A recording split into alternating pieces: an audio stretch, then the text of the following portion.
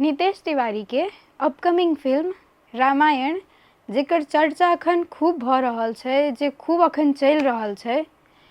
किछु दिन पहिने ओहि रामायण के टीजर रिलीज भेल छल, जाहिसँ कि आब ओकर किरदार सबके, ओ फिल्म में जे किरदार सब छै ओहिके चर्चा भऽ रहल छै, जाहिमे कि रणबीर कपूर राम के किरदार में नजर एथिन, साई पल्लवी सीता माता के किरदार में छथिन, आ तहिना रामानंद सागर के रामायण के राम यानी अरुण गोविल दशरथ के किरदार में एबेर नजर एथिन। हुनकर नया अवतार देखब ला भेटत। हुनकर जे फेमस टीवी सीरियल छलै अरुण गोविल के रामायण, जाहिमे ओ राम के भूमिका केने छलखिन, हुनकर ओहिमे किरदार जे राम के छलै, लोक एते पॉपुलैरिटी प्राप्त केने छलै ने, जाहिसँ कि लोक हुनका भगवान राम मानऽ लागल छलथि, कि एहने देखै छथिन भगवान राम कहि कऽ ओहन मानऽ लागल छलथि।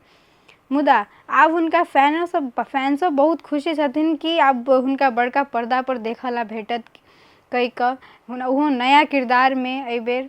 मुदा एहि सबके बीच में गोटे छथिन जे किछु कठिनाई जाहिर केने छथिन, किछु कठिनाई व्यक्त केने छथिन। ओ छथिन हुनकर को एक्ट्रेस, रामानंद सागर के रामायण में जे हुनकर को एक्ट्रेस छलखिन दीपिका खिचलिया, जे सीता माता के रोल प्ले केने छलखिन, से आब कहै छथिन कि अरुण गोविल के आब दशरथ के भूमिका में देखम ला हमरा कनी कठिनाई भऽ रहल अछि कहि कऽ ओ कहै छथिन। आब हुनका कठिनाई किया भऽ रहल छै, तऽ भऽ सकैए कि आब जे जिनका हमेशा हरदम राम के भूमिका में देखने छथिन, आब हुनका हुनकर पिता दशरथ के भूमिका में देखऽ ला भेटत कहि कऽ भऽ सके।